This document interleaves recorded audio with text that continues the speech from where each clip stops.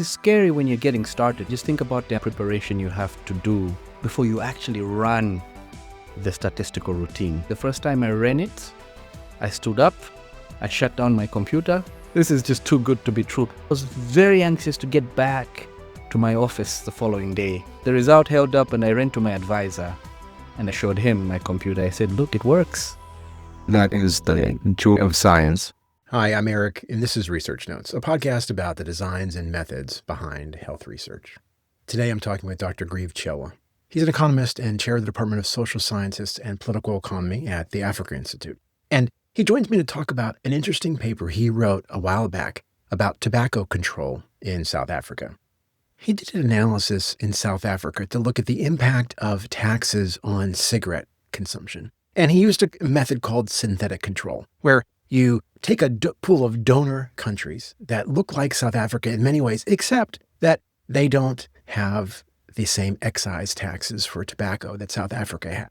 And you look to see, well, what happens with cigarette consumption over time in the absence of this tax policy? You compare South Africa to synthetic South Africa. It's a really fascinating study, a great example of this method in practice. I hope you enjoy our conversation. Grieve, you're an economist, and you have this interesting paper using synthetic control to look at the impact of tax policy for tobacco use in South Africa. Walk us through the motivation for this paper. Thanks, Eric, and thanks for having interest in my work. The motivation for this is obviously a public health motivation to start with, right? As we know, smoking is bad for public health outcomes. What we wanted to do is understand whether tax increases result in a reduction in smoking rates or at least of smoking consumption. And in this particular case, we're very much interested in South Africa because for a very long time, it had been held up as sort of like a case study of a country that aggressively increases excise taxes. And there was a discussion or a discourse that said it is because of the excise taxes or the increases in taxes on cigarettes that led to the reduction in consumption.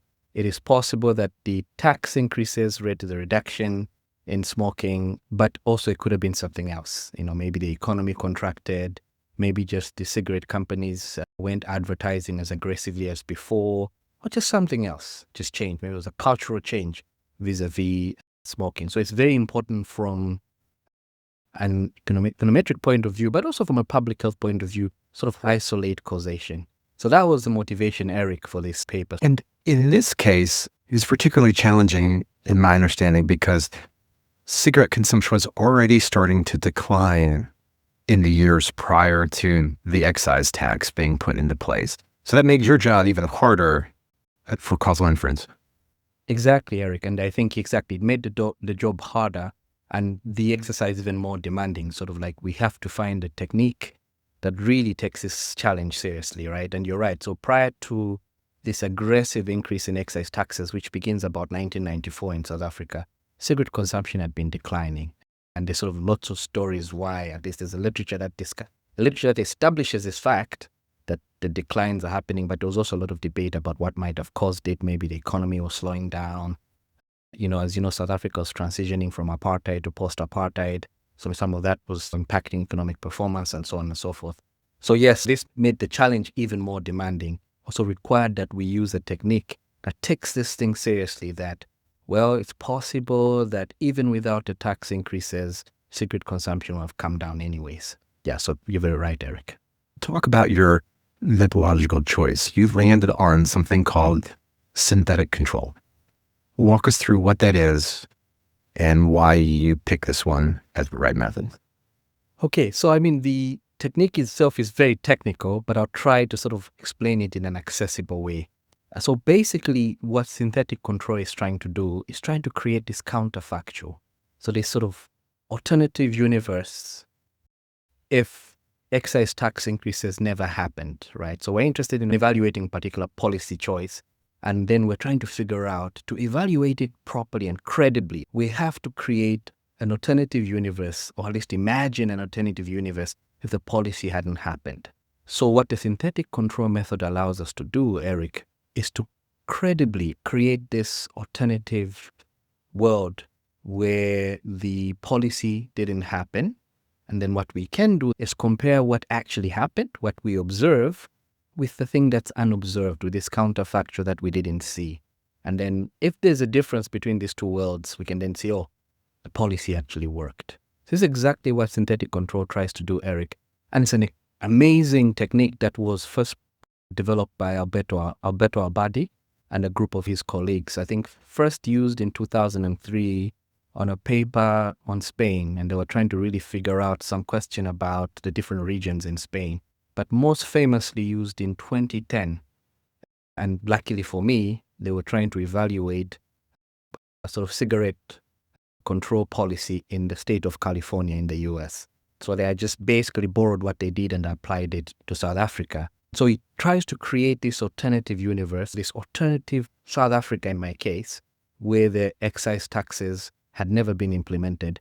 And it does it in a very interesting way. I always tell my students it creates a Frankenstein South Africa. Because what it does, it borrows bits and pieces of other countries in the world where they didn't have this kind of policy happening, puts it together and then creates this alternative synthetic South Africa that allows me then to do the policy evaluation in that way. You make a synthetic South Africa, trying to be the counterfactual for what would have happened in the absence of these taxes. How did you pick the countries that make up this Frankenstein, this synthetic South Africa? That's a good question. It's sort of a technical statistical term which Alberto Abadi and his colleagues put forward, that these countries are called the donor pool because they're donating bits of themselves in trying to create this synthetic South Africa.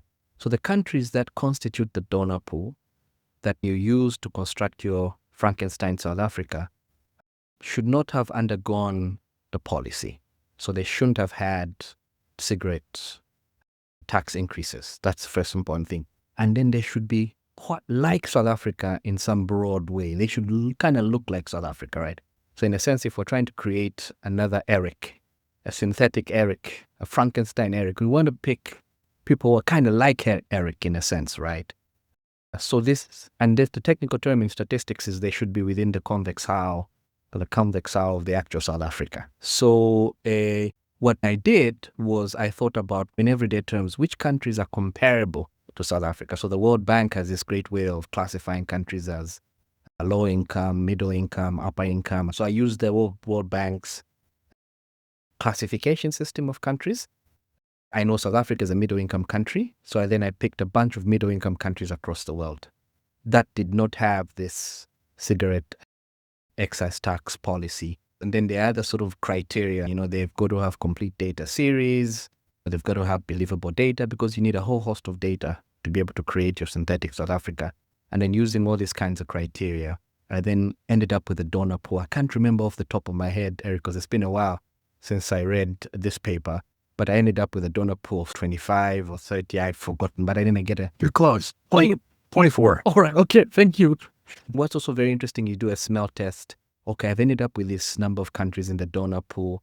Are there countries in there that most analysts compare South Africa to? So you find that a bunch of what we call the BRICS countries, Brazil, Russia, India, and China, in that donor pool. So then I get some confidence. Oh, great. And I think a number of African countries are in there. I get some confidence. A number of Southeast Asian countries are in there.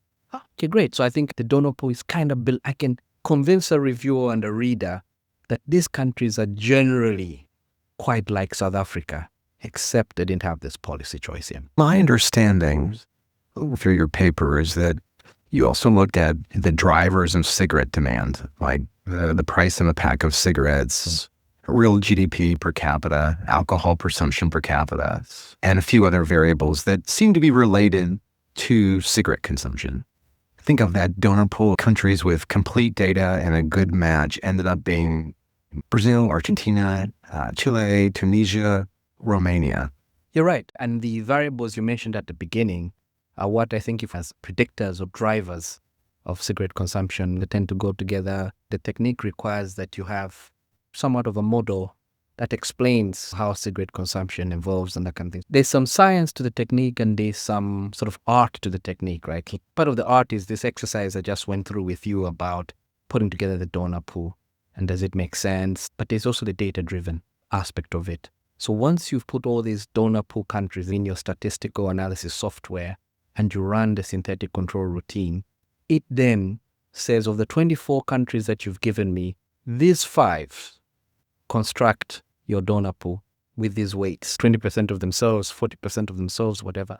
And so your donor pool countries like Brazil attributes 48% of the outcome weight. So then my understanding is you're looking to see what happens in these countries that don't have an excise tax policy. And each country is contributing a bit of its outcome. And then you have this synthetic South Africa. That's your comparison, right? So you see, as South Africa has implemented the policy and this synthetic South Africa has not, what happens with cigarette consumptions over time? Exactly. That's exactly what you're doing. And what's interesting is what you mentioned, Eric.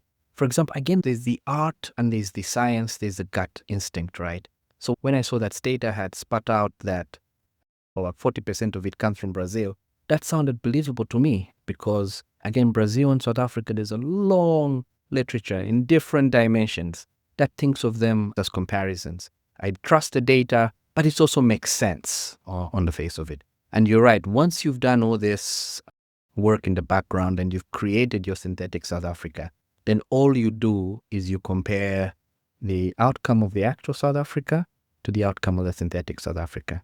And I think in our particular case, what was very interesting, Eric, was that if you recall at the beginning of this conversation, that cigarette consumption was already declining before treatment, before the excess taxes started.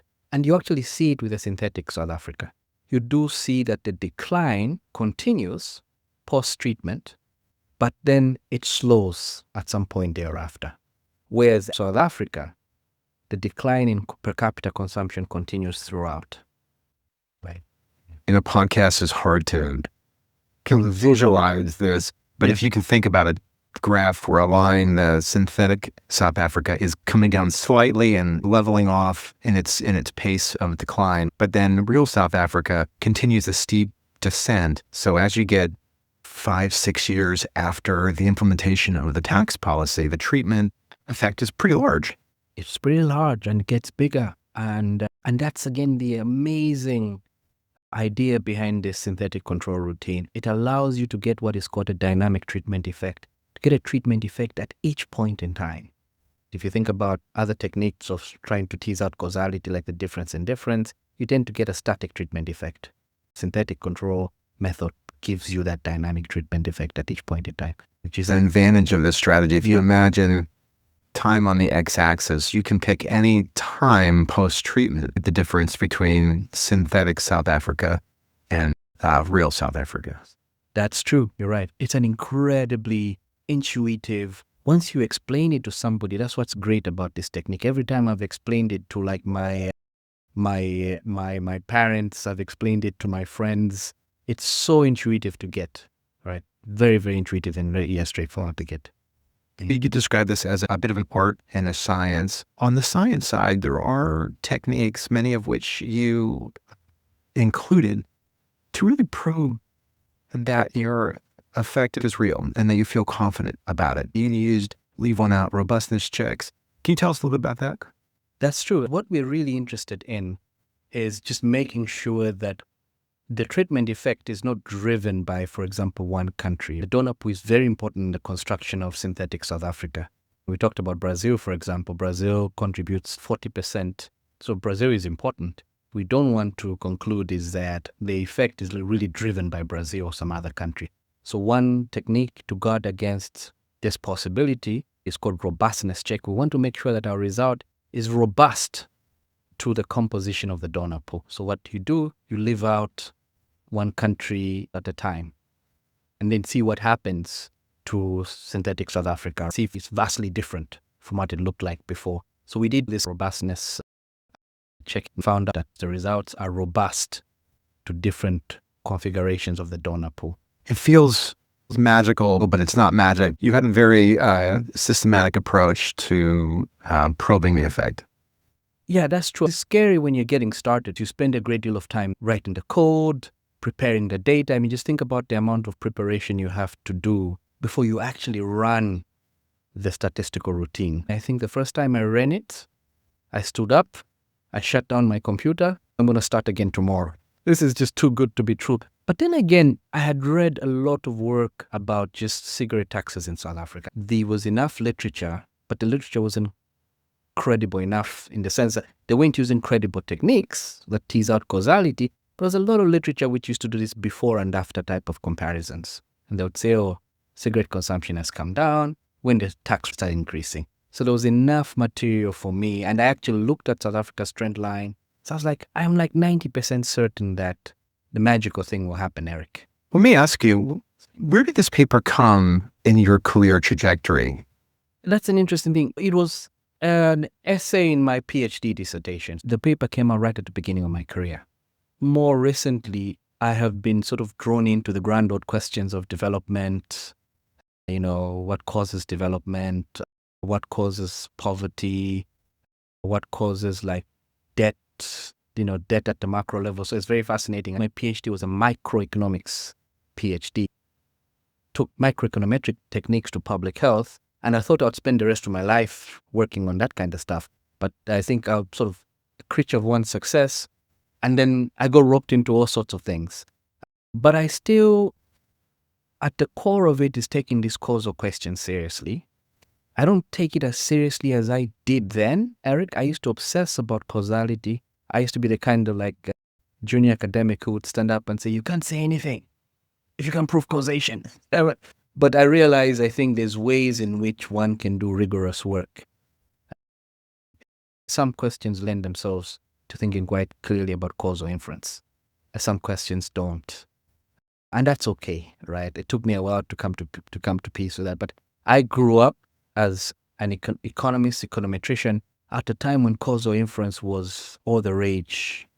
There was a very famous paper written just when I was starting my PhD called The Credibility Revolution in Economics. That paper really influenced me, and I became the kind of irritating economist who would say, if you can't prove causality, just sit down, which is so uncool. So right now, I'm very agnostic about techniques. I'm very agnostic about approaches. And also, I've gone very interdisciplinary in my career. I now teach at a university where I'm surrounded by anthropologists, I'm surrounded by sociologists, I'm surrounded by literary analysts, literary specialists, linguists. And those kinds of audiences, they have no idea what I do. So I've had to kind of teach myself how to connect and speak with them, also learn from them. So I find myself in a bit of an identity crisis, Eric, in a sense of who am I? What's my field? What's my discipline? But I think I'm still a curious kid who started out college wanting to be a professor. Obviously, I came of age with causal inference. So I'm still very much fascinated by causal inference. I'm still very much in awe of this technique that we talked about. I think it's one of these that will probably stand the test of time. It's exploded, and people have applied it to so many different kinds of questions. What a journey. I really encourage students who are starting out their journey, especially in causal inference, take a look at your paper. It's a great example of this method and a very practical policy-forward analysis. Eric, I'm very glad that you took me down memory lane. I'm going to keep that picture in my mind of you getting the result, turning off your computer, and probably having the best sleep of your life. I was also worried. What if I pressed the wrong thing, or I just... it was just a coincidental result. So it was the best sleep, but also I was very anxious to get back to my office the following day to do it again. And I did it. The result held up, and I ran to my advisor and I showed him my computer. And I said, look, it works. Right. That is the joy of science. That, Eric, is the joy of science. That's true. That is the joy of science.